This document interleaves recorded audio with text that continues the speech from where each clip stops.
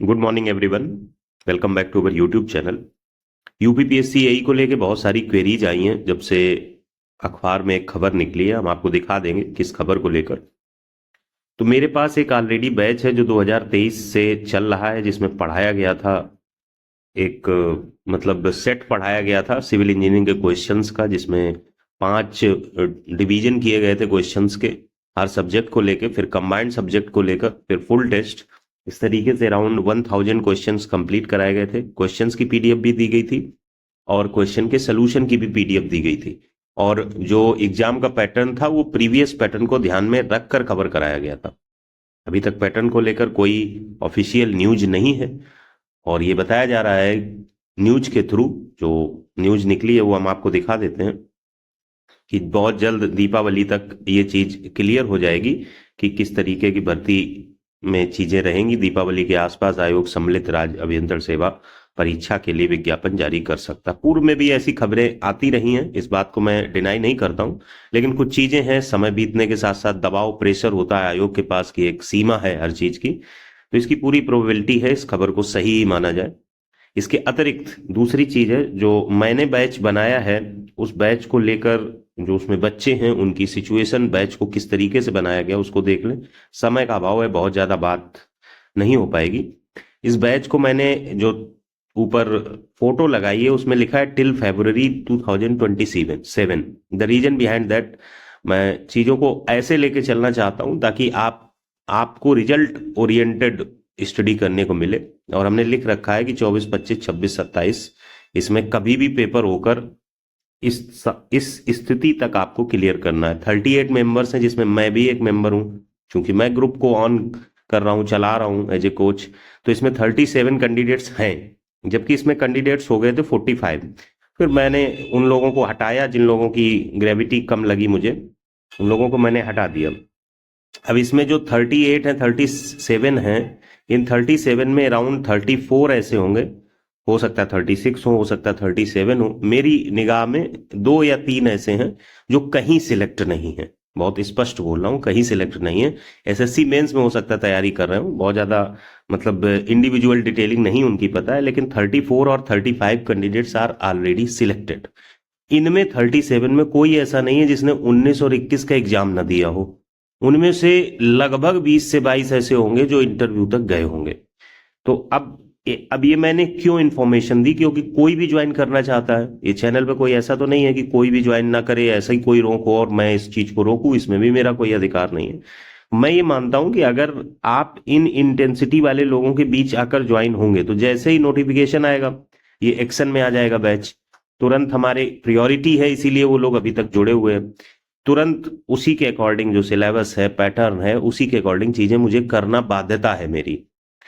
अब इसको रीज्वाइन के लिए ओपन क्यों किया गया, मैं चाहता हूं कि नंबर ऑफ कैंडिडेट्स 50 रहे, उससे कम से कम ये सिचुएशन होगी कि अगर टेस्ट होता है तो प्रोबेबिलिटी ये मान के चलिए कि 40 to 45 कैंडिडेट्स टेस्ट देंगे।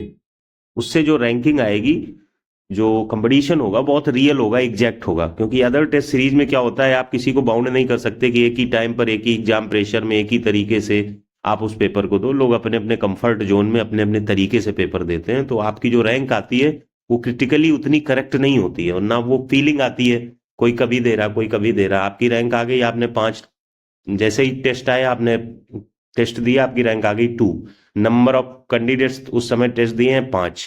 अब आपको पता ही नहीं चल रहा है कि आपकी क्या स्थिति, आल्दो मार्क्स से भी पता चल जाता है, लेकिन फिर भी रिलेटिवली भी पता होना चाहिए कि कितने लोग उतने ही क्वेश्चन कर पाते हैं। तमाम ऐसी चीजें होती हैं, उसकी ड्रॉबैक्स हैं, हमारे यहाँ की ड्रॉबैक्स हैं, लोग उसी टाइम पे देना पड़ेगा, ये कौन सी बाध्यता है। ये सबके अपने अपने एंगल होते हैं सोचने के।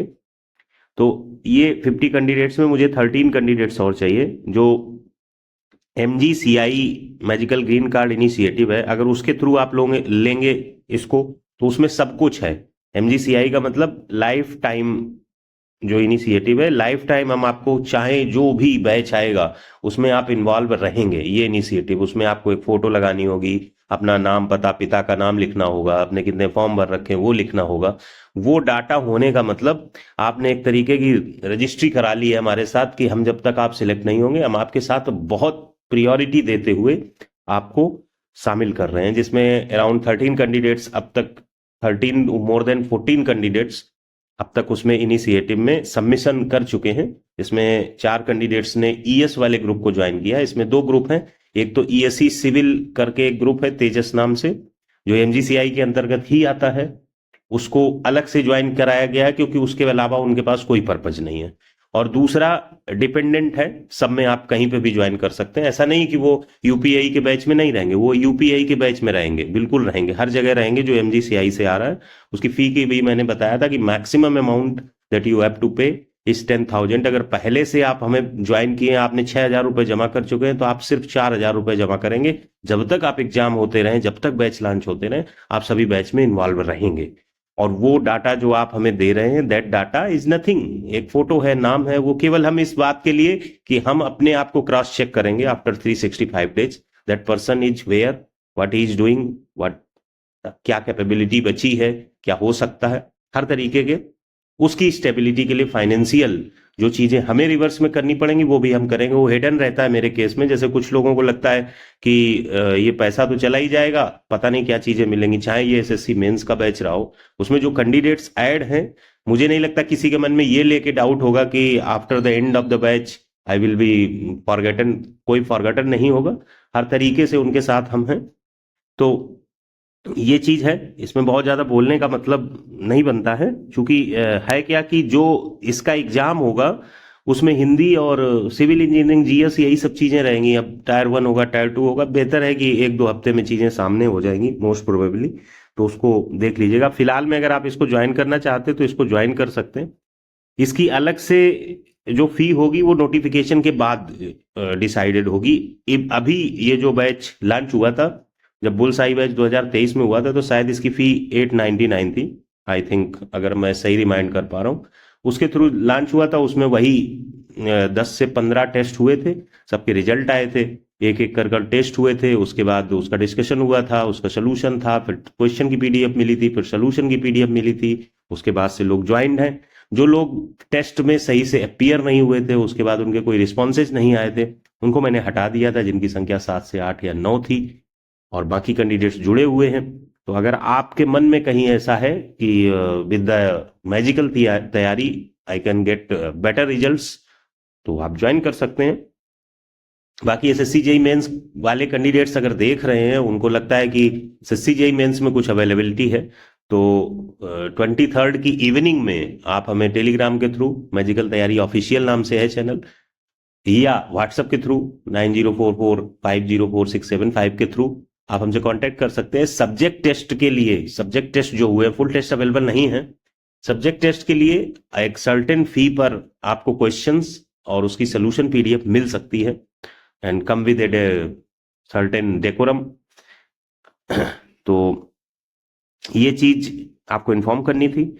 बाकी ईएससी सिविल को लेकर अगर आप बहुत सीरियस हैं, तो मैंने बताया था एमजीसीआई के थ्रू आपको फॉर्म भरना पड़ेगा, उसके बाद इनरोल्ड होना पड़ेगा, और इनरोल्ड होने के बाद जैसे ही 7 नवंबर से हम बैच में चीजें शुरू करेंगे कि क्या बुक्स रहनी चाहिए, क्या डेली रूटीन रहेगा, 6 जून यानी 5 जून तक का पूरा, 8 जून या 6 जून जो भी डेट है, तब तक के लिए पूरी आपके सामने स्ट्रेटेजी रहेगी कि इस तरीके से आपको काम करना है। फिर डेली बेसिस पे गाइडेंस रहेगा। अगर कोई हम टॉपिक उठाते हैं, सॉइल मैकेनिक्स टॉपिक है, तो पिछले 4 साल का डिकोड किया जाएगा पहले ईएससी सिविल प्री को लेकर। पिछले 4 साल में सिविल इंजीनियरिंग में सॉइल मैकेनिक्स के अंदर जो क्वेश्चंस पूछे गए हैं 2020, 21, 22, 23, 24, सपोज 5 को ले लेते हैं, 5 ईयर्स में जो क्वेश्चन पूछे गए हैं, वो जो सिविल इंजीनियरिंग के सॉइल मैकेनिक्स के अंदर सिलेबस मेंशन है, वो डायरेक्टली सिलेबस से कैसे कनेक्ट करते हैं, पहले ये देखेंगे। अगर कोई तैयारी कर रहा है, सेल्फ स्टडी वो समझना चाहे, तो बहुत पॉजिटिव और बहुत इफेक्टिव अप्रोच है। आप सामने एक पेज पे हर सब्जेक्ट का अलग प्रिंट आउट निकलवाएंगे मैं। जैसे सॉइल मैकेनिक्स है, सपोज दैट उसने बहुत सारा हिस्सा कवर किया है सिलेबस के मेंशनिंग में, उसमें मान लो 25 टॉपिक्स हैं या 30 टॉपिक्स हैं, तो उन 30 टॉपिक्स को आप वर्टिकली, ये जो हॉरिजॉन्टली रो में है, उसको वर्टिकली कंबाइन कर लीजिए, जितना आप उसमें डिफरेंस क्रिएट कर सकें, मतलब छोटे छोटे टॉपिक्स में बदल लीजिए। जरूरी नहीं है कि चैप्टर वाइज करें, चैप्टर तो आपके 12-15 है मैक्सिमम, उसको कोशिश करिए 45 टॉपिक में हो जाए, 45 ना हो 60 टॉपिक हो जाए, कोई दिक्कत नहीं है। अब वो जब आपके सामने A4 साइज में है, आपके सामने पिछले 4 साल के सॉइल के क्वेश्चन है, 5 साल के सॉइल के क्वेश्चन है, आप कोरिलेट करिए, तो आपका जो कोरिलेशन है वो आपको ये रियलाइज करा देगा कि एक साल में कौन सा चैप्टर पूछा गया, 20 में क्या क्या पूछा गया, 21 में क्या क्या पूछा गया, 22 में क्या क्या पूछा गया, 23 में क्या क्या पूछा गया। अब रुक जाइए, 20 से लेके 23 तक जो पूछा गया है, अब अपने कॉमन सेंस से, सेंस ऑफ ह्यूमर से, अंडरस्टैंडिंग से, इंटेलिजेंस से, इंटेलेक्ट से एक स्ट्रेटेजी बनाइए कि आप 2024 का पेपर नहीं देख रहे हो, आपको नहीं पता है, और कोशिश करिए अगर 2024 के पेपर में बहुत तगड़ी नजर नहीं गई है, 2024 को छुपा के रखिए, 20 से 23 को लेके इस तरीके से डिकोड करिए और अपने माइंडसेट में एक पॉजिटिव वे में सोचिए क्या हो सकता है, क्या जो चैप्टर छोड़े गए उनको पढ़ के देखें, उससे क्वेश्चन आएगा, या जो चैप्टर आए हैं उसके भीतर कोई चीज डाटा छोड़ी है उससे क्वेश्चन आएगा, क्या किया जाना चाहिए, उसके बाद 2024 के क्वेश्चंस देखिए, तब आप रियलाइज कर पाएंगे कि इसकी प्रिपरेशन करने के लिए एग्जैक्टली हमें किस तरीके की अप्रोच रखनी चाहिए। मैच किया तो समझ जाएंगे, नहीं मैच किया तो समझ जाएंगे कि 2025 में क्या हो सकता है। तो मेरे हिसाब से ये चीज करने से आपका माइंड सेट बहुत क्लियर हो जाता है। सॉइल मैकेनिक्स के टॉपिक्स के सब टॉपिक्स के भीतर से क्वेश्चंस को रिलेट करके फिर कितनी एनर्जी होगी आप स्वयं सोचिए, और ये बहुत स्ट्रेटेजिक, और आपके अंदर जुनून रहेगा कि आज यार सॉइल की, या कल एनवायरमेंटल करते हैं, परसों आरसीसी करते हैं, फिर स्टील करते हैं। तो इस तरीके की अप्रोच से कोई भी एग्जाम क्रैक किया जा सकता है। और अगर मन में सोचो कि उसका नॉन टेक बहुत कठिन है और पहले कभी हुआ नहीं है, तो मैं किसी को ना बहुत ज्यादा इनहांस कर रहा हूं ना बहुत ज्यादा, मतलब प्रैक्टिकली रहिए। देखिए, सोचना एक अलग चीज है, क्रिया करना एक अलग चीज है। आपके पास एज है, टाइम है, फाइनेंशियल स्टेबिलिटी है, you can easily go for SC civil. Otherwise UPAE, RRB, JE, UKPSC, polytechnic lecturer, SSC JE for the next year, there are many chances in upcoming 365 days. You should have a thing that every civil engineering aspirant who is serious have a great opportunities in ahead times, and at least in upcoming 1 year they can settle themselves if they are serious about the preparation. यही चीज है।